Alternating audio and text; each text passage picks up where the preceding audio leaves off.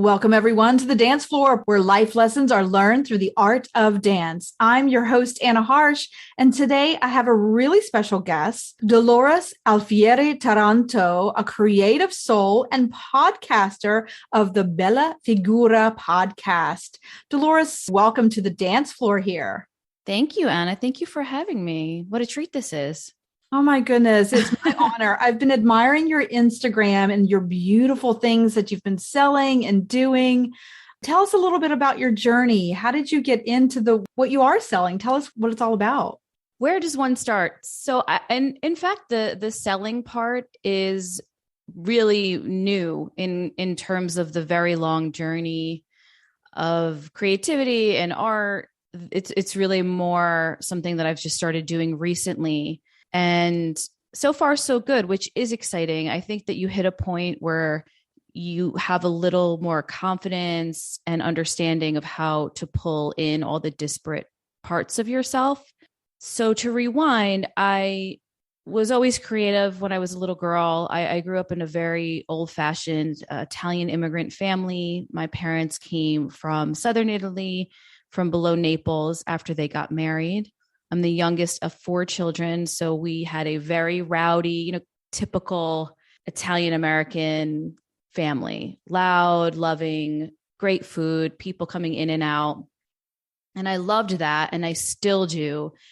I also was very sensitive and I liked quiet time. And in a house like that, it was hard to find. So looking back, I think that books and writing were a way for me to kind of calm down the noise and the rambunctiousness a bit and maybe process the things I was feeling or seeing. So I was always in a notebook writing. And then the years went by. When I was a little older, a teenager, I wrote a lot of poetry. In my 20s, the same thing. And then I did what a lot of people do, which is I wrote a book. I wrote several. I tried to publish one of them in particular, and I guess it didn't happen as quickly as I'd hoped it might. And we all, there's also the very real concerns of supporting oneself. So as many people do, as many creative people do, I took a lot of jobs. I started careers outside of creative work. Sure. Which helped support myself and then later on my family, but also left me always feeling like the work I really wanted to do and loved to do was left on the side. I can relate to that. I bet you can.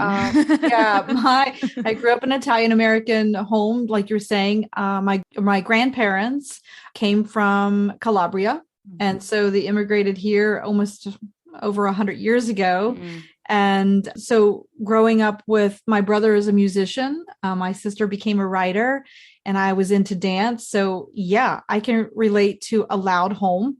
We're always playing music or dancing or doing something creative.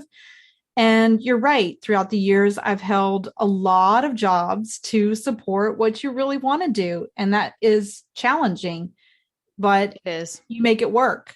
And I think that's part of that ethic that you learn from your family, that work ethic, like make it happen, make these dreams go forward. Exactly. So even when I was working crazy, even high powered jobs with offices on 3rd Avenue in New York City, this type of thing, I would just sneak whatever energy and time I had left to work on building 2 podcasts, to still writing. But honestly, the higher you go in work like that, the less energy you have. It just demands more and more. And the last role I had was literally 24/7 weekends, 2 phones in my hand.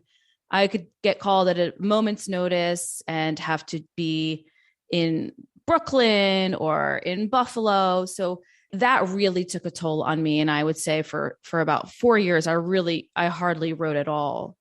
And then an opportunity, just circumstances, to not get too far into it, shifted. And I, along with my very supportive husband, just decided that I have to do this. I have to jump in and do what I can to make living this way full-time. Finally, I am a mother, so I'm also home with my son. So it's there's also that.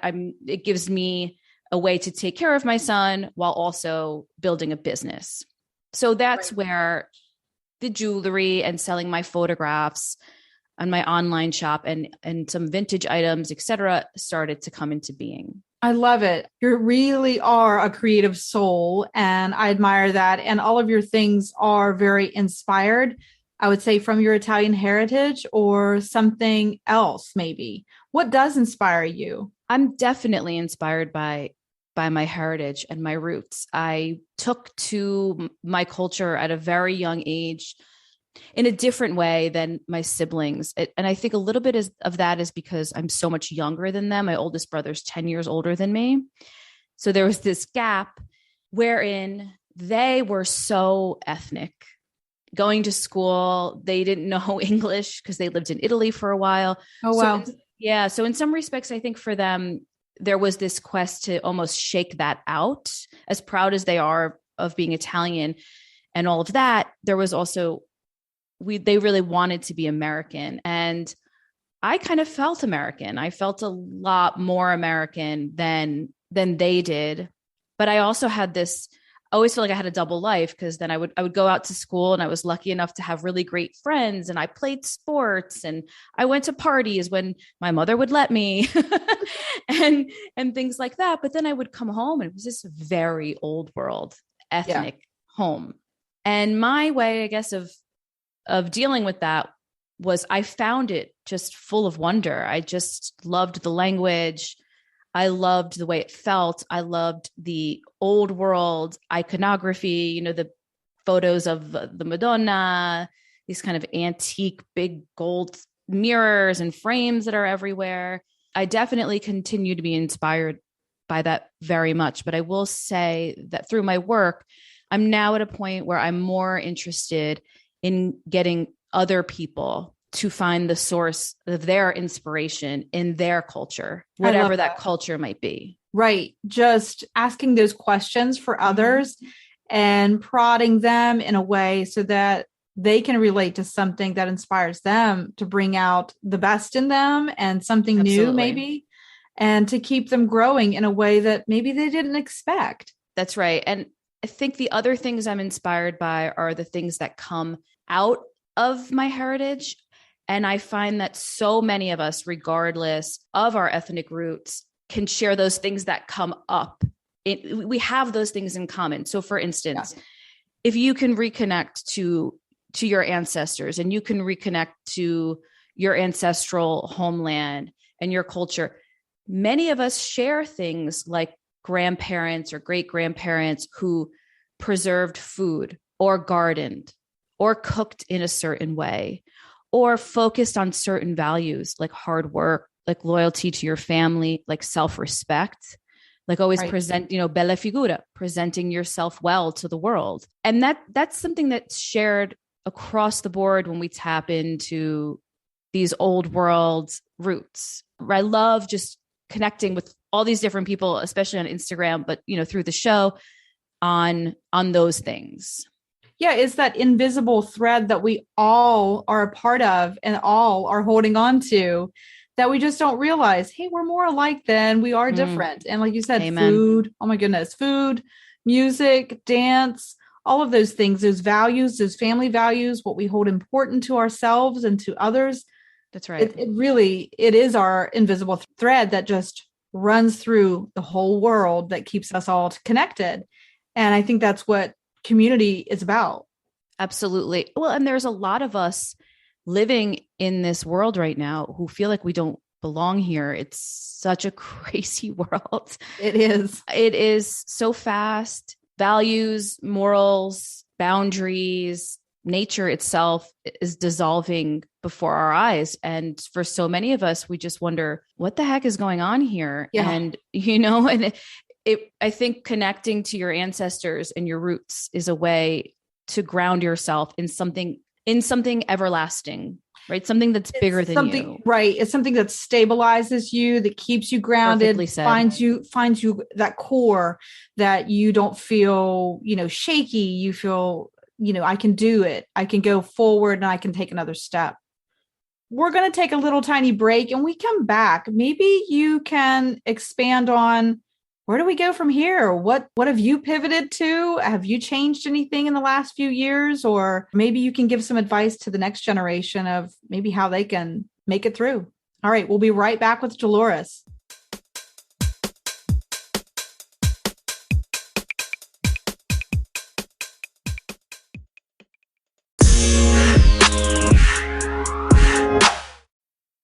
Welcome back, everyone. We're here with Dolores, chatting it up about family traditions and how to move forward. So where do we go from here? How did you maybe pivot in the last few years or change your business model? I think, as I mentioned earlier, the biggest pivot would be believing that I could do this without having that confidence that I could take that leap. It is a risk.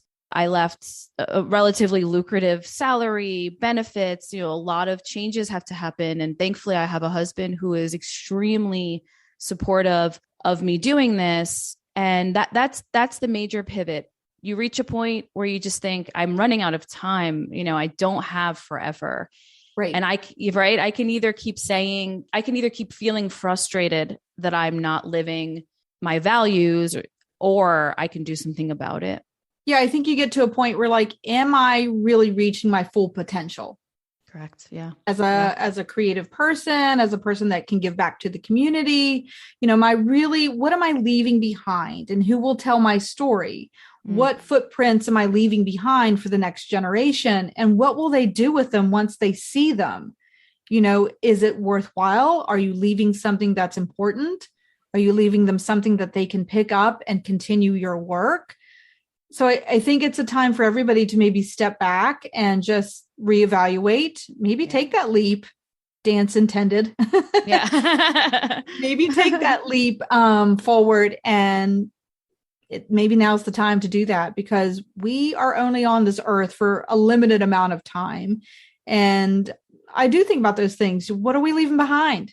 What story are we going to tell? And so maybe what advice would you give the next generation that's listening? How can they be creative? How can they step out of their usual or, mundane self and be the creative person that they'd love to be? So I think that everybody has their own particular circumstance, and there's a reason why it's taken me decades to get to this point, because I had my own particular set of circumstances, and they're real. You don't feel very creative if you're hungry. You don't feel very creative if you're scared. Am I going to make the rent? Am I going to pay the mortgage? So I'm not trying to sit here and say, follow your heart and don't worry about the rest. Right. It's realistic. Yeah. Mm-hmm. I'm not that kind of person. Possibly it's being raised by immigrants, but you have to somehow get yourself to a point, if that is what you want to do, where at least there is some kind of solid footing beneath your feet. And I think for me at this point, I founded the Italian American podcast, which some of your listeners might be familiar with. Sure. That grew over several years, and we ended up bringing in other people, and it's expanded. And then I started my latest podcast, Bella Figura, the tradition of living beautifully. And that's been received very well. My social media presence is growing. I am a photographer as well. So I have photos that I can share, photos that I can sell. My point is, I didn't walk away from a job and had nothing to build. Have a plan. And have a plan. I had these projects I was always working on, and they were always on the side. And I thought, well, I'm going to pull them to the forefront. And I do believe that when we leap, dance intended, dance pun intended. That's right. When we leap, doors, or the ground, I should say, to keep the analogy going, finds its way beneath us. And it's that leap. It's that middle part where you've leapt, you're not on the ground yet. That is really scary. And I'm still kind of in that spot.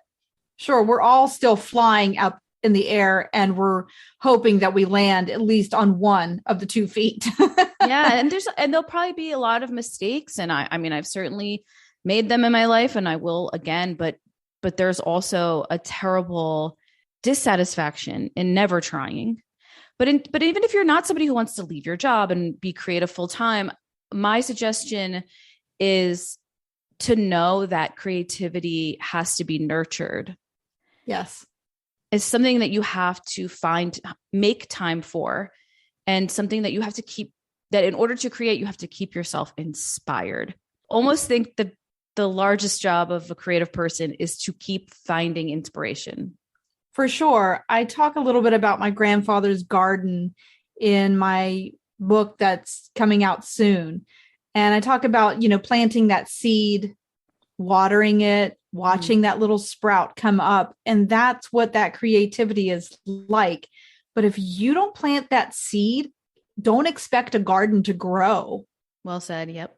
There's no tomatoes coming if you don't plant that seed, and you can't reap the harvest that you've worked for. So everybody must, tend to your garden, everyone, water those ideas that you have. But the other advice that I always tell students, especially, is surround yourself with people that know more than you, tap into their knowledge.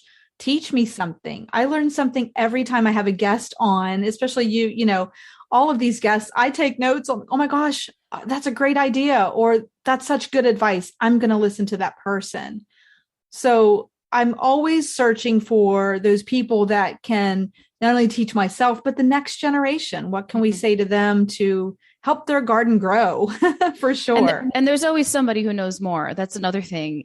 I think a lot of us petrify ourselves into inaction because we look around and we think, I will never be that good of a writer. I will never be that good of a dancer. Absolutely. And someone might look at my Instagram and my photos and think, oh, I can't. Me. That would be me. She's raising her hand. Raising my hand. But what you need to know is that I look at other people's work and think, I'm never going to be that good, or I can't hold a candle to her. And that's natural. Yeah. But we have to just keep doing it anyway. That's called community. And I love being next to a person in a class and saying, oh my gosh, you did such a great job today in class. Like, way to go. And for them to turn back and go, you know what? I saw what you did across the floor. That's great. And you did great too. It's important to acknowledge each other's talents, and thank goodness we're not the same. Stand out and be unique, so that you can share those talents with others and make everybody lift it up. Your Instagram is fantastic. So why don't you tell everyone a little bit about, like, where can we listen to your podcast and where can we find your things on Etsy? Thank you so much, Anna. So you can find the podcast Bella Figura, The Tradition of Living Beautifully, on Apple Podcasts, Spotify, basically anywhere podcasts are heard. You can find me there. I am on Instagram, as you mentioned, I have a rather long handle, I guess, at Dolores, which is DOLORES _Alfieri _Taranto. I have an Etsy shop that has a long URL, etsy.com/shop/Bella Figura store. But you can also just go to bellafigurapodcast.com and find all of that there. That's my website. And I'll include it in the notes so everybody can click on it and shop and really enjoy your podcast too, and all of your beautiful things that you chat about as well. Dolores, you were amazing today on the dance floor, even if we weren't dancing per se. But I'm so really grateful for your creativity and your sharing your advice today with myself and for all of us that are listening and learning along the way. Keep inspiring us and keep that collection going. I can't wait to see more and maybe chat again soon. Maybe we can talk about some other things that we have going on in the future. Absolutely. Thank you so much. Yeah. Thank you so much, Anna, for having me. And you told me some more about the work you're doing. So thank you, especially from our Italian American community, for all the work you're doing. It's very important. It's a vital part of our culture. Well, it's one more step forward to preserving this beautiful heritage. And it's where we go from here. It's how we're getting to the next step and the next level. All right. Thank you for joining us, everyone, on the dance floor. Don't forget to like, share, and subscribe. I'm your host, Anna Harsh. And until next time, keep moving on the dance floor.